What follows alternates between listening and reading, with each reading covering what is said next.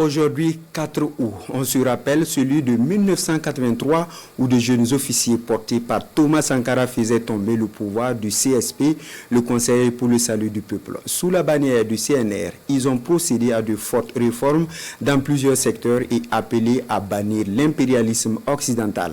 La Haute-Volta devient Burkina Faso et cette révolution connaîtra une fin tragique le 15 octobre 1987 avec l'assassinat du capitaine Thomas Sankara. Le rappel historique avec Draman Djeli. 4 août 1983. Il est 21h à Ouagadougou. Le président Jean-Baptiste Ouédraogo s'adresse à la nation à l'occasion du 5 août, la fête de l'indépendance. La réorganisation des forces armées représente le deuxième pôle de l'indispensable redressement des piliers de l'État. C'était sa dernière adresse à la nation. Sitôt après le discours, des armes crépitent. Des commandos de peau marchent sur Ouagadougou. Le régime du CSP, le Conseil pour le salut du peuple, est renversé après seulement 8 mois 27 jours de règne. Le pouvoir se retrouve désormais entre les mains de jeunes officiers, Blaise Compaoré, Jean-Baptiste Lengani, Henri Zongo, avec comme leader Thomas Sankara. La même nuit, l'ancien Premier ministre proclame la révolution démocratique et populaire. La rupture est nette.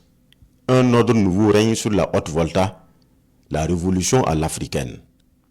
Les révolutionnaires ne sont pas à court d'arguments pour justifier au peuple leur coup d'État. Aujourd'hui, 4 août 1983, des soldats, sous-officiers et officiers de toutes les armes et de toutes les unités, dans un élan patriotique, ont décidé de balayer le régime impopulaire, le régime de soumission et d'aplatissement mis en place depuis le 17 mai 1983 par le médecin commandant Jean-Baptiste Ouédraogo, sous la houlette du colonel Somé Yorian Gabriel et de ses hommes de main. Pour réaliser ces objectifs d'honneur, de dignité, d'indépendance véritable et de progrès pour la Haute-Volta et pour son peuple, le mouvement actuel des forces armées voltaïques, tirant les amères leçons de l'expérience du CSP, a constitué ce jour 4 août 1983 le Conseil national de la Révolution, CNR.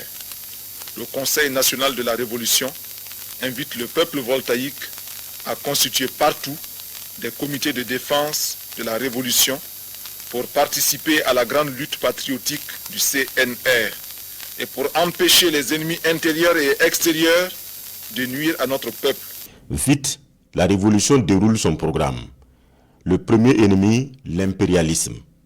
La chasse aux réactionnaires, appelés aussi valets locaux, s'engage. Les institutions aux couleurs africaines sont créées. Les CDR, les comités de défense de la révolution sont là. Les TPR aussi, les tribunaux populaires de la révolution.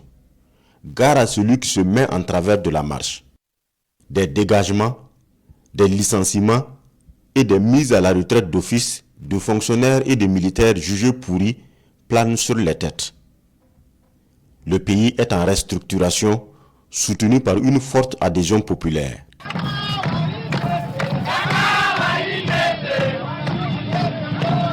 Les mentalités, les modes de production et de gouvernance doivent changer, même le nom et les armoiries du pays. C'est la renaissance de la Haute-Volta.